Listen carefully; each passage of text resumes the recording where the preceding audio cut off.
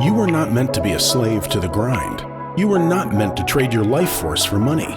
You can escape gravity. You can unlock your life.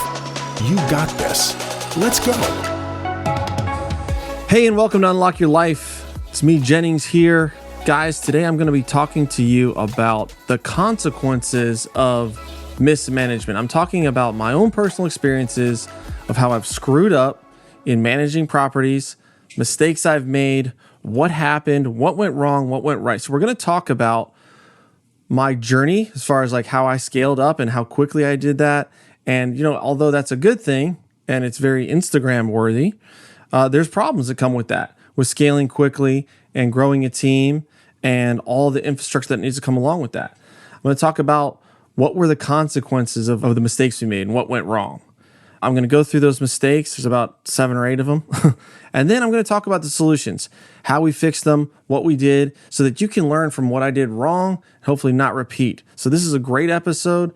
Make sure you stay tuned to the end so you can hear the solutions and what I changed going forward to not repeat the same insanity over and over. So let me paint for you a picture of what we went through in 30 months, okay? We went on a tear of finding deals, finding money, closing loans, raising capital for investors. And we started off February of 2019, closed a 12 unit. August, an 18 unit. December, a 63 unit. December, also a 42 unit. 6 months later, in June 2020, we closed a 208 units. In August, we closed a 34 unit. In October, we closed a 42 unit. In November, we closed a 76 unit. 3 months later, 2021, closed a self-storage deal. Then we closed an 84 unit in Georgia, 113 unit in Illinois. In July, an 80 unit. In August, a 93 unit. So like that's 700, 800 units in the span of 30 months. And I'm not even counting like some other mobile home parks we bought. And I'm not saying this to brag or to impress you because some of these deals didn't go as well as I'd hoped. I'm here to tell you the truth and break down the stuff that is not Instagram worthy, that people don't post. But because you're a listener of the podcast and you're really following along with my journey, you deserve to know this stuff. So here's the stuff that gets said behind the closed doors when you're pulling your hair out and things aren't going well.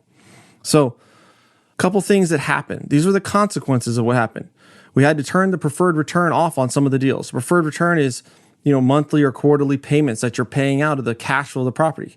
Well, if the property's not cash flowing and you're struggling on operations and mortgages, you're not paying that preferred return. And so that had to be shut off on some of the properties. We were late on our tax documents to the investors. We have to send out K-1s. So K-1s are a tax document that kind of tells you what your profit or losses were for the year. And these have to be filed in a timely manner and given to the investors. And we were late. We had to file extensions and we didn't have the processes to keep track of all this stuff and get all the tax documents done quickly and in a timely fashion. We sold a property at break even. If you want to listen to that episode, it's $6.1 million deal gone wrong. We took on a lot of risk. We did a lot of work. We raised a lot of money to really make no money. We didn't lose any money, made the investors a little bit, but it was by all means pretty much a failure. Got involved in some lawsuits. As we were coming through these problems, we uncovered some problems with the property manager, contractor, got rid of them. They claimed that we owed them all this money. We claimed that they didn't, and it turned into a big lawsuit that, we're still dealing with. Capital injections, putting capital into properties not cash flowing and not even not cash flowing, but you're having to inject money from other deals, not other deals, but your profits from other deals and your profits from other companies into these deals to keep them afloat. Loan maturities, right? If you're repositioning deals and you only have an 18 to 24 month timeline to do that and you misstep, well, now the loan is maturing before you're ready. Your financials aren't there to refinance. Mounting stresses. And it just really was not fun anymore on quite a few of these properties. So now let's talk about the specific mistakes we made. We talked about the consequences. That stuff is not fun, but it's the truth. And here are some of the mistakes that we made. Number one, property manager. Okay, so I'm going to tell you about a case study. We were buying this property in Oklahoma, and I flew out there. We had picked a property manager, and I went out there and I interviewed with them. And I went on site for 4 or 5 of their properties. They manage thousands of units in the Tulsa market, and they seemed like the obvious choice. However, when I went on site the properties weren't really clean. The tenant bases really weren't looking that good. And the construction quality of their deals was just poor, like overspray on windows, doors hung crooked, just little things that, hey, what does it matter? It's an apartment complex. If there's a little bit of trash on the ground, whatever. If there's overspray on the windows, does it matter? Well, how people do anything is typically how they do everything. And I just kind of was like, yeah, this company could probably do the deal, but they're not going to be excellent. And this is a huge deal with a lot of risk. And so I went to a neighboring complex. It was just maybe a mile away from the complex we were buying. I walked on site, and it was immaculate. No trash. It was beautiful. The construction quality was great. I walked into the lobby. There was somebody sitting there. They immediately welcomed me. The lobby was clean. It was decorated. It looked nice. I sat down and talked with the guy, Josh, and he introduced me to his mom, who was the owner. They managed 4 or 5 properties in Tulsa, and he showed me their rent rolls. I went on every other property. I met all the other leasing agents. I saw the construction quality on all the other projects. I walked vacant units. There was no trash. This was beautiful. And so we decided to hire that company, right? And that deal went really, really, really well. And this is why I say this is the number one mistake. When you're buying multifamily, your property manager is a critical piece, probably the most critical piece. Because when you think about it, when you buy an apartment complex, you're buying a business and you are hiring out your CEO. Your property manager is the CEO that is essentially running that company. And the wrong CEO is going to take that company in the wrong direction very, very quickly. And also, it's very painful to fire a property manager and hire a new one because you're going to have months lost on your timeline of pushing your rents and doing your rehabs and whatever you're doing. And so it can be very, very expensive and very painful to hire the wrong property manager. So this was a case study where I did well. Another manager that we interviewed, same sort of thing. I walked a couple of their properties. There was a little bit of trash. The construction quality wasn't that great. There was some broken down cars in the parking lot. It wasn't totally clean. It wasn't totally nice, but I was like, I had a relationship with this person. I wanted to hire this person. And so I ignored that red flag. I spoke with another colleague who knew them. And she said, well, they're kind of scrambling. They're always getting late notices. They're paying their bills late. And they seem to be managing from the seat of their pants. I ignored that too. I said, oh, no, they're good. They're good. And ignoring those 2 red flags really caused a problem because I put them over 4 or 5 different properties. And at the end, those were the ones that were majorly struggling. So I'm going to get into the accountability on the reporting, which was a huge piece of that. But let's move on to mistake number 2, wrong contractor. Wrong contractor, trust but verify. When you're hiring a contractor, typically you have a construction budget, right? We need to turn these units for $8,000, $10,000, $15,000 a unit, whatever it is. We're going to do flooring. We're going to do paint. And you're overwhelmed and you're busy. But hammering out those scopes of work, exactly what the contractor is going to do, what materials they're going to use, how much it's going to cost, the timeline that they're going to do it on, and getting multiple quotes from different contractors. A contractor tells you a price you like, you may be tempted to just hire him without vetting them out and seeing their track record, seeing who else they've worked for, or vetting their numbers. If you go to 2 or 3, 4 different contractors and they're all around 10 or 12,000 a unit, and this guy's at 6, he isn't some magical construction fairy that can do it at half price. There's probably something missing. He's using inferior materials, or maybe he's just not accounting for some of the things in the budget. And it's on you to do that. Secondly, you don't want your contractor and your property manager to be related. You want that to be a contentious relationship almost between the property manager and the contractor, where the property manager is watching your back. They're watching the budgets. They're watching the schedules. They're watching the timelines.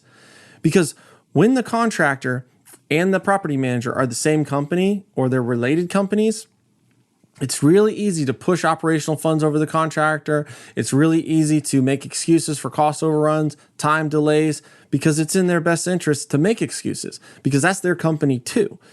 And when you do that, you have the fox watching the hen house. There just is no accountability.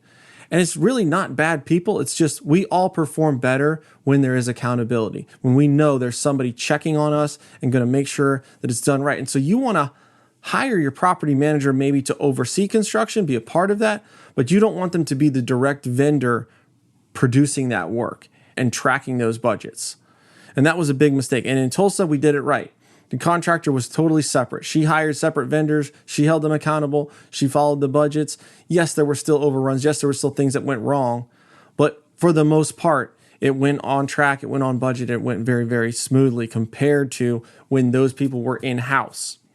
Because that leads to point number 3, accountability in reporting. There's 2 types of accounting systems, accrual and cash accounting. I highly recommend that your property manager use cash accounting.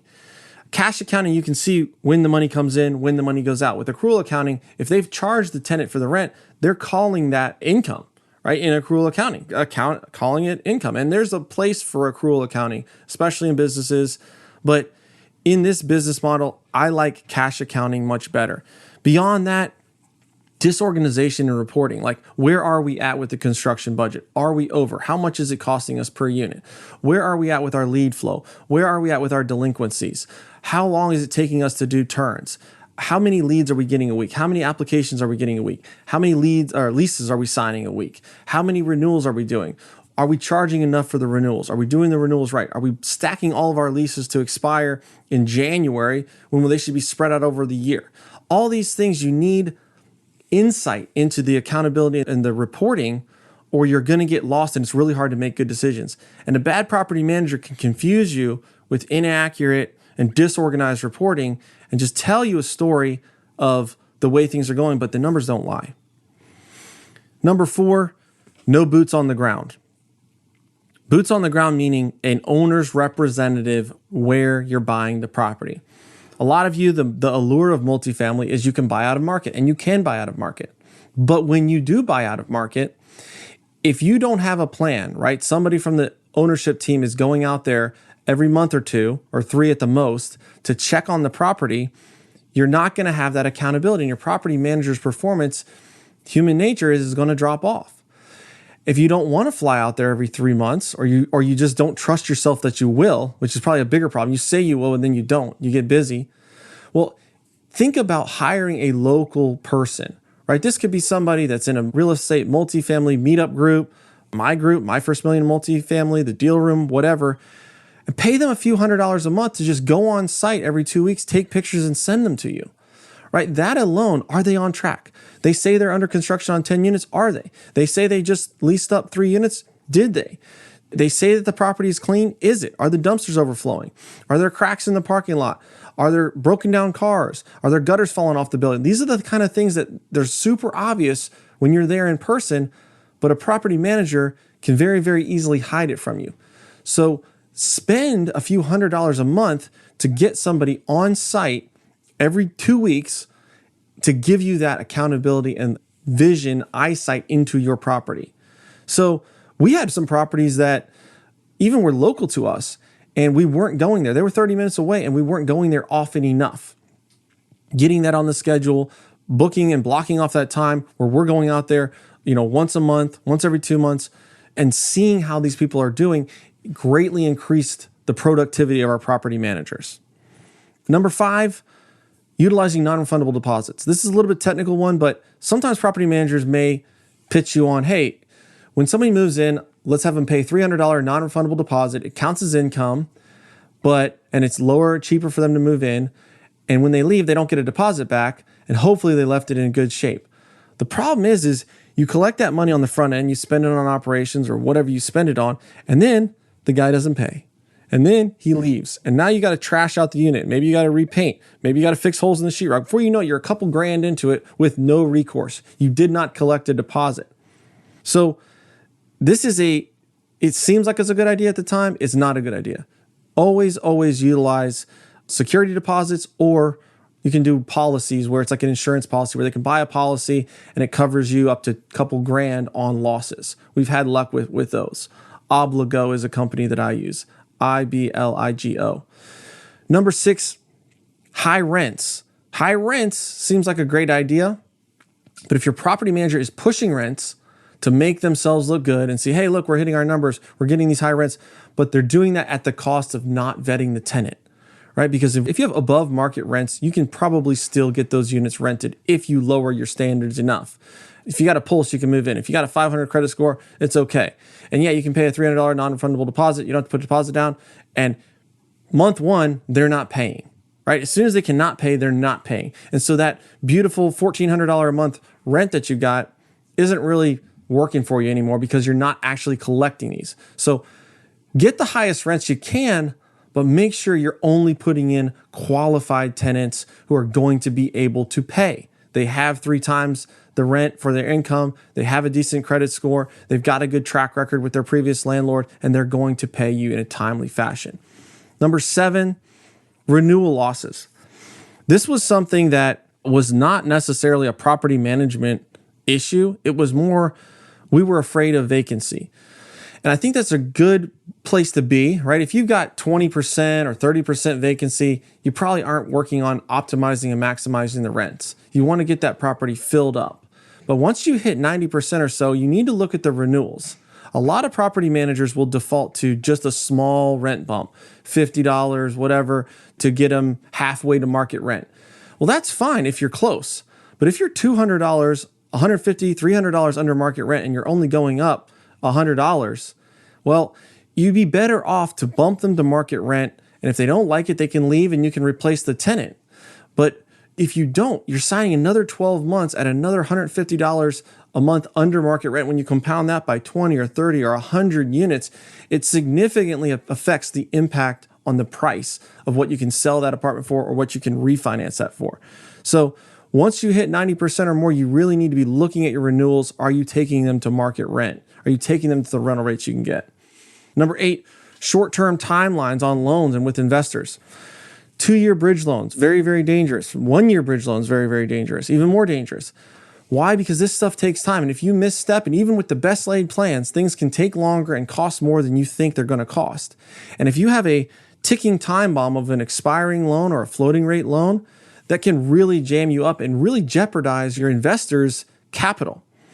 Now, we got into 2 deals like this and we immediately sold them, right? We could have probably held them, refinanced them, held them for cash flow, let them appreciate far more if we had not taken on short-term debt. Now, I'm grateful we got them sold and got them off our plate before, they expired. We did make money with those deals, but it's not preferable, especially with where we are today. Also, setting a short-term timeline with your investors. If you're promising them, hey, we're going to be able to refinance in 18 months, 24 months and get you all your money back. If you miss that and you refinance in 3 years or 4 years and you get them most of their money back or all their money back, they're still not happy because you didn't do what you promised you were going to do. And so setting the appropriate timelines and horizons of, hey, this is a 5-year deal. We may refinance in year 3 or 4 if we can. If we can't, we're going to sell it in year 5.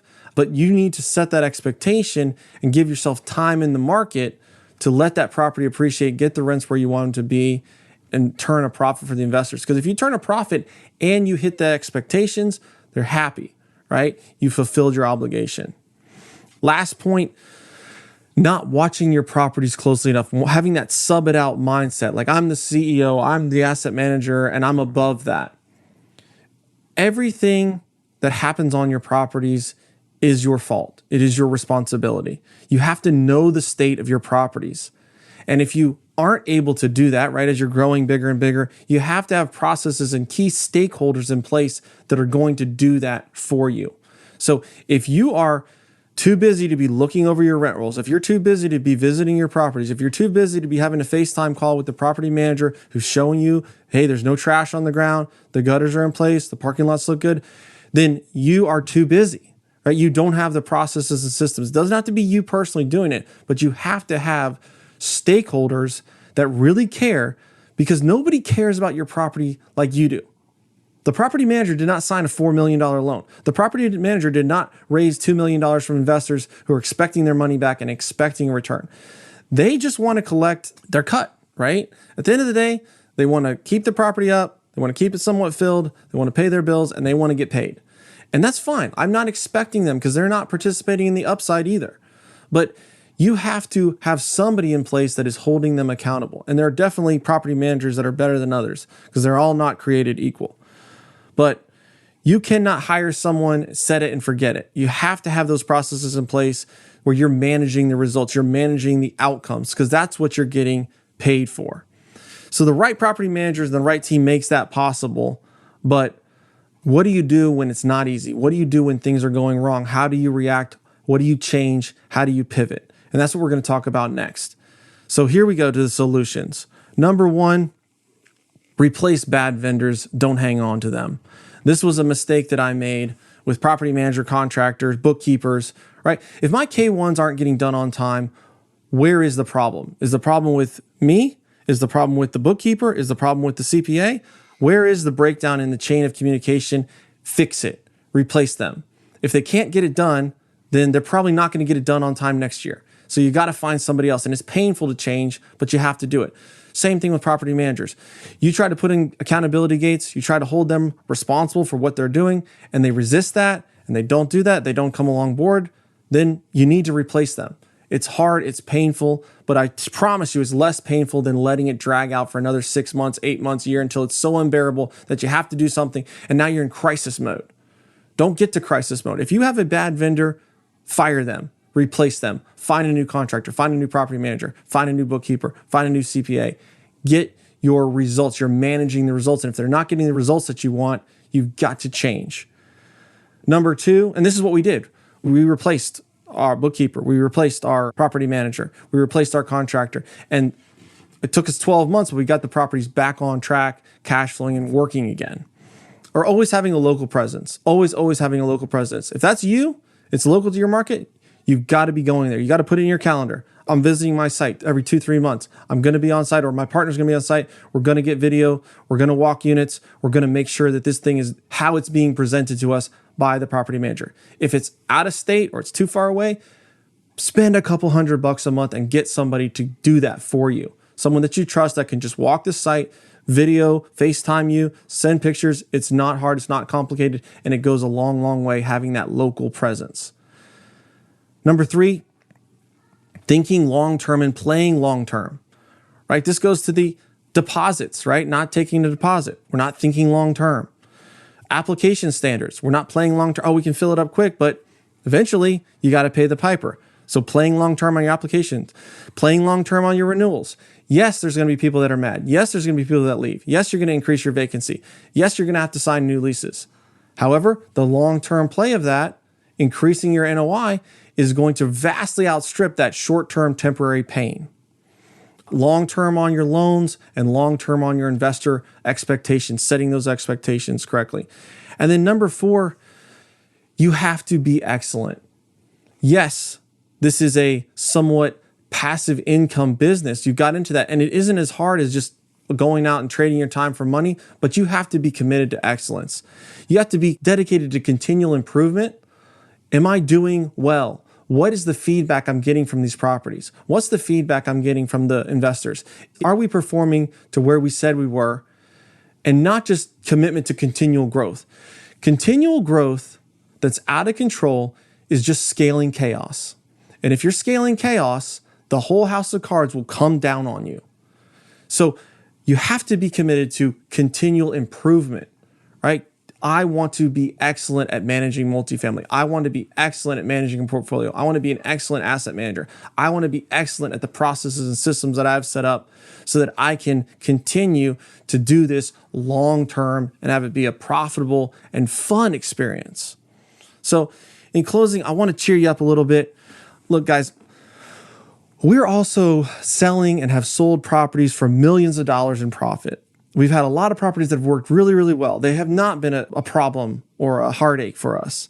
We have properties that are cash flowing every month. We got a vibrant community in the deal room. We've returned millions of dollars in capital and profits for investors. We've not lost money for any person. Even with all the mistakes we've made, we've been able to pivot. We've been able to change. We've been able to adapt and not lose money. We've been able to overcome and figure every obstacle out. So I don't want you to be afraid like, oh, I don't want to do this. This sounds so overwhelming. I just want to tell you the truth, right? I want you to avoid some of the pain. When you're scaling, when you're getting traction and you're closing deals, keep it on track. You have to be excellent. When you close that deal, it's just the first step, right? You're just rounding first base. You haven't made the home run yet. You still got to go around second base, third base, and bring it safely home. You've got to bring that deal full cycle. Just closing a deal is not enough. That's day one. So the journey is absolutely worth it.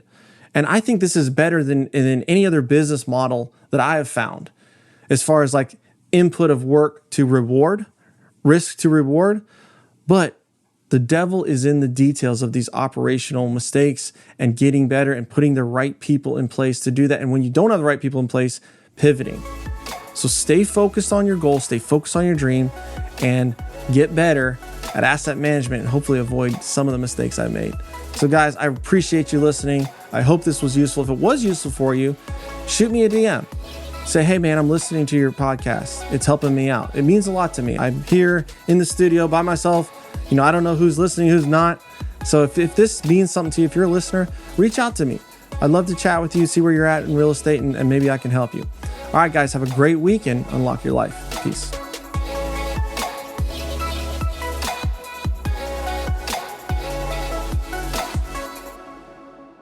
This is the podcastfactory.com.